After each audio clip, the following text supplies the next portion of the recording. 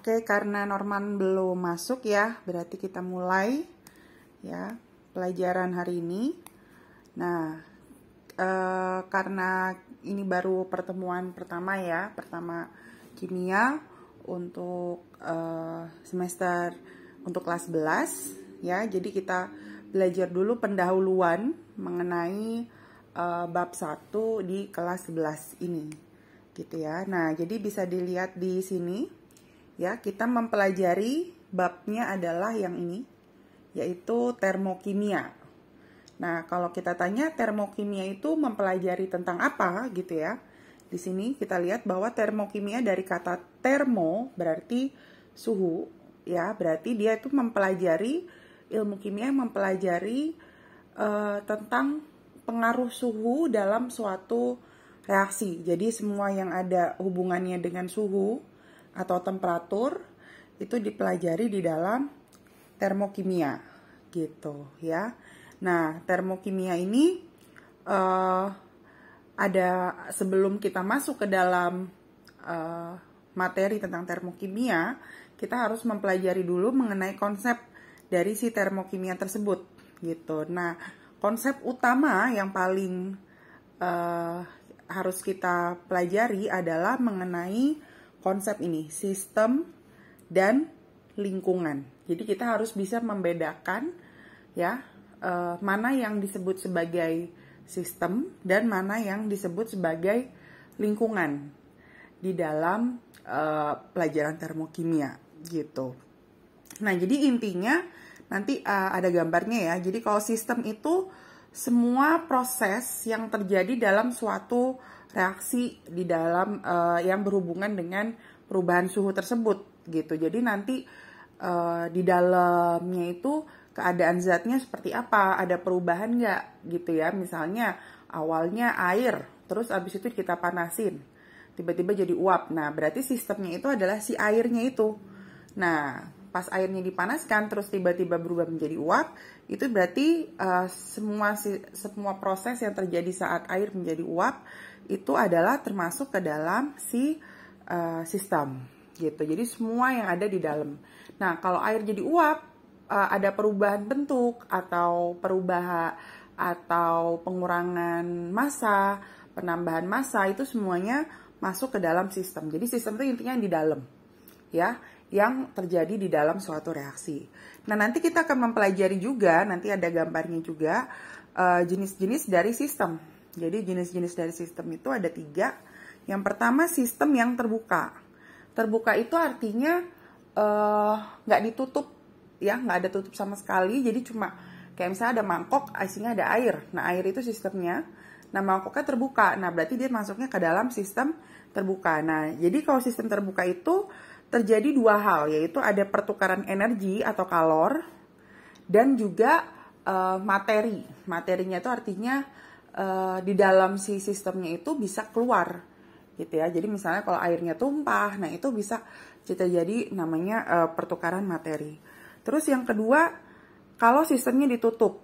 Nah, jadi ditutup tapi nggak di-seal atau nggak diisolasi.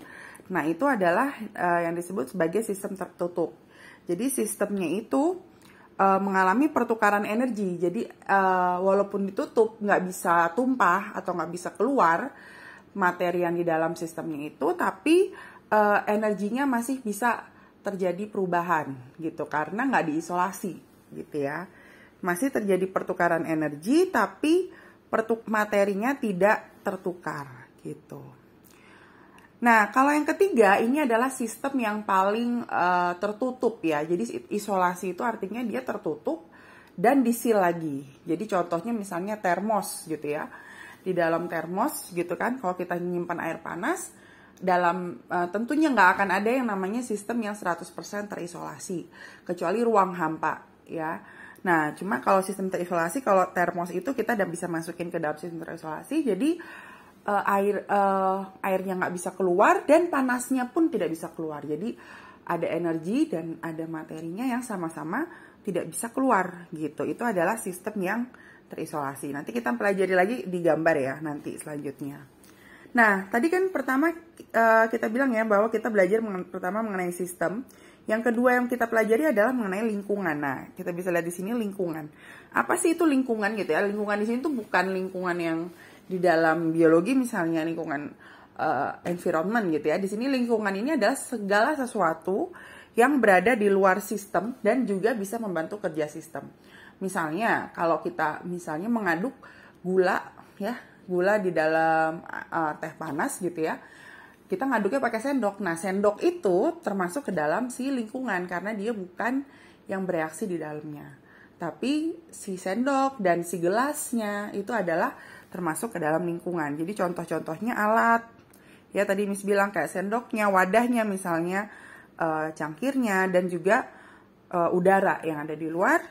Ya, semua yang tidak bereaksi tapi membantu proses reaksi tersebut itu termasuknya sebagai lingkungan. Jadi kalau misalnya kita masak air, berarti kompornya termasuk lingkungan, gasnya, apinya termasuk lingkungan gitu ya. Jadi itu adalah perbedaan antara sistem dan lingkungan. Nah, sampai di sini apa ada yang mau ditanya sebelum Miss lanjut ke selanjutnya? Kalau nggak ada berarti kita lanjut ya. Kita lanjut ke page selanjutnya. Nah, ini ya, ini gambarannya yang tadi kita sudah bahas materinya. Nah, ini kalau ada gambar nih. Misalnya di sini dikasih tahu bahwa NaOH dan HCl dicampur. Berarti di dalam suatu tabung reaksi nih, ini tabung reaksi. Nah, berarti si yang ada di dalam ini ya, itu semuanya masuk ke dalam sistem. Nah, ini namanya di dalam itu semuanya termasuk ke dalam sistem. Sedangkan lingkungannya itu semua yang selain sistem.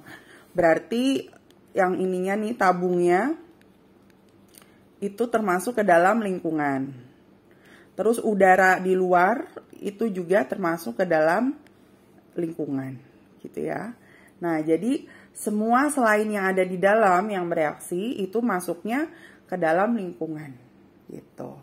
Nah, ini yang gambaran tadi yang 3 jenis sistem yang Miss tadi jelaskan ya. Jadi kalau terbuka, ini contohnya misalnya ada botol, ada air panas misalnya terbuka. Nah, ini kan nggak ada tutupnya. Berarti nanti uap airnya bisa menguap keluar. Nah, berarti ini materinya ya, materi atau zatnya itu bisa mengalami masuk dan keluar gitu. Dan juga panasnya, heat atau panasnya atau energi ya itu juga bisa masuk dan keluar. Nah, sedangkan kalau sistem tertutup, ini kan ditutup oleh tutup botol, berarti yang ada di dalam botol tersebut tidak bisa keluar si materinya. Jadi materinya di sini ya atau zatnya itu tidak bisa keluar. Tapi si panasnya atau energinya bisa masuk dan keluar. Nah, ya, jadi diingat kalau yang sistem terbuka, materi dan energinya bisa keluar masuk, sedangkan kalau sistem tertutup, cuma energinya aja yang bisa keluar masuk. Nah, kalau terisolasi itu yang misalnya dalam bentuk termos, itu berarti benar-benar di-seal semua, berarti materinya nggak bisa keluar dan masuk ya. Terus energinya juga tidak bisa keluar dan masuk. Gitu, ya. Jadi inilah yang gambaran ya mengenai sistem, lingkungan, dan jenis-jenis sistem gitu ya. Nah, sekarang kita lanjut lagi ke materi selanjutnya, ke contoh uji studi kasusnya ya mengenai sistem dan lingkungan. Nah, misalnya ini. Yang pertama, 1 kg es batu. Jadi ada 1 kg es batu dimasukkan ke dalam ice box. Tahu ice box ya? Ice box itu kayak iya. Kenapa? Iya, kedengeran ya? Iya. Nah, ini sekarang kita lihat nih ya, 1 kg ice box dimasukkan ke dalam 1 kg es batu dimasukkan ke dalam ice box. Ice box itu berarti kayak semacam termos juga ya, yang tertutup rapat. Nah, jelaskan mana sistem dan mana lingkungannya. Terus termasuk ke dalam jenis sistem apa? Kasus di atas gitu ya. Berarti kalau kita lihat ini sistemnya siapa? Sistemnya ya yang masuk ke dalam si icebox-nya itu yaitu si es batunya. Nah, ya, jadi yang dimasukkan ke dalam si boxnya itu adalah si sistemnya. Terus lingkungannya itu berarti semua selain es batu, berarti si ice boxnya itu termasuk lingkungan, ya. Terus juga udara di luar juga termasuk ke dalam lingkungan. Nah, kalau terus ditanya dan termasuk ke dalam jenis sistem apa? Jenis sistem jadi ada 3 ya, terbuka, tertutup, terisolasi. Berarti jenisnya, karena dia dimasukkan ke dalam ice box ya, ice box itu kan gunanya untuk supaya kalau yang dingin tetap dingin, berarti jenisnya itu termasuk ke dalam yang sistem terisolasi ya. Sistem terisolasi. Nah, gitu ya. Jadi kalau ada studi kasus seperti ini, dilihat seperti ini ya. Jadi jawabannya sistemnya itu yang apa sih yang di dalamnya, terus lingkungannya itu selain dari si sistem, jenisnya itu kita bisa lihat apakah dia terbuka, tertutup, atau dia bentuknya terisolasi seperti termos gitu ya. Itu contoh soal yang nomor 1. Nah, sekarang kita lihat contoh soal yang nomor 2. Nah, di sini kita lihat ya, di sini ada gelas ya, terus di sini ada termometer, terus dia ada adukan, dan di dalamnya yang larutan di dalamnya itu adalah HCl dan Zn yang kita campur jadi satu. Nah, terus kalau ditanya jelaskan mana sistemnya. Nah, sistemnya siapa? Sistemnya adalah si yang dicampur itu, yaitu si HCl. Sebentar. Sistemnya itu adalah si HCl dan si Zn. Gitu. Karena mereka yang dicampur itu adalah HCl dan Zn. Terus yang mana yang termasuk ke dalam lingkungan? Yang lingkungan itu semua selain si HCl dan si Zn. Jadi itu pengaduknya termasuk ke dalam lingkungan. Terus si termometernya juga termasuk ke dalam lingkungan. Ya, terus mana lagi? Gelasnya ya. Gelasnya juga termasuk ke dalam lingkungan. Udara ya, karena dia terbuka ya, udaranya juga termasuk ke dalam lingkungan. Nah, jenis sistemnya seperti apa? Karena ini nggak ada tutupnya kan, di gelasnya itu nggak ada kelihatan gambar tutup. Ya, berarti jenis sistemnya adalah sistem terbuka. Kita tulis sistem terbuka. Nah, gitu. Ya, jadi seperti itu. Jadi kalau misalnya ada soal seperti ini, bisa ya menjawabnya. Nah, ini kita harus paham dulu mengenai sistem dan lingkungan, karena untuk masuk ke dalam materi kita harus paham dulu mengenai sistem dan lingkungan. Kita lihat contoh soal yang ketiga. Ya. Nah, soal yang ketiga ini ada air biasa nih, air di dalam gelas, tapi gelasnya ditutup. Gitu. Sekarang coba siapa yang mau jawab ya? Jason. Coba Jason. Sistemnya siapa Jason?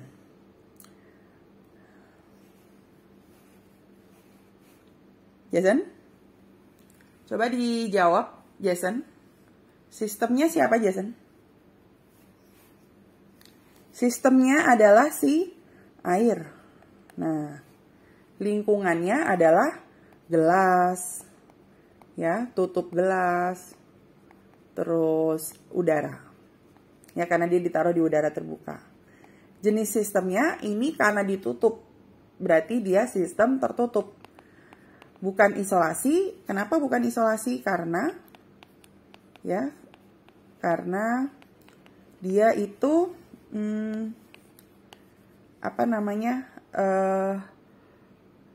bukan termos gitu ya. Dia bukan termos, tapi dia itu cuma ditutup biasa. Makanya dia bukan termasuk ke dalam yang isolasi gitu. Nah, sekarang kita lihat lagi contoh soal yang ketiga. Nah, ini ada contoh soal pilihan ganda. Kita lihat di sini. Di laboratorium larutan HCl direaksikan. Nah, ini ada HCl direaksikan dengan larutan KOH di dalam sebuah tabung reaksi. Yang ditanya di soalnya adalah sistemnya. Nah, kalau sistem itu berarti yang tinggal yang direaksiin apa? Yang di dalamnya yang direaksiin kan HCl dan KOH. Ya udah kita tulis larutan HCl dan larutan KOH. Itu kalau yang ditanya sistem. Kalau ditanya misalnya lingkungannya apa? Lingkungannya berarti semua selain sistem. Berarti kan karena dia letaknya di laboratorium, terus ada tabung reaksi ya. Berarti lingkungannya itu adalah tabung reaksi dan udara yang terdapat di laboratorium tersebut. Nah, sekarang kita lihat lagi contoh soal yang kelima. Kita lihat sebuah sepotong logam dimasukkan ke dalam larutan asam klorida. Ada logam dimasukkan ke dalam larutan asam klorida. Berarti yang bereaksi adalah logam dan asam klorida. Untuk mengetahui reaktivitasnya. Nah, ditanya sama nih, sistemnya apa? Nah, sistemnya berarti semua yang dimasukkan ya. Berarti yang dimasukkan adalah si logamnya juga, asam klorida juga. Ya, udah berarti jawabannya yang D. Gitu. Kalau yang lainnya kan nggak ada ya. Nah, berarti itu yang dimaksud dengan sistem. Oke, ada yang mau ditanya nggak mengenai sistem dan lingkungan? Oke, kalau nggak ada ya, berarti untuk materi hari ini sampai di sini ya, sampai mengenai sistem dan lingkungan dulu ya. Hari ini kita nggak ada tugas dulu ya, karena ini baru awal ya, kita baru perkenalan mengenai materi di bab termokimia. Nanti tugasnya di hari Senin ya, kalau kita udah nambah lagi mengenai reaksi eksoterm dan endoterm. Jadi nanti sisa waktu belajarnya nanti Miss upload dulu, nanti kalian bisa review lagi, bisa tonton lagi penjelasan Miss nanti di link YouTube yang nanti Miss share di grup kimia dan biologi gitu ya. Oke, hari ini sampai di sini dulu. Nanti Miss share di grup seperti biasa ya. Jadi hari ini nggak ada tugas gitu. Ntar tugasnya baru minggu depan. Oke, selamat siang semua. Yuk. Siang.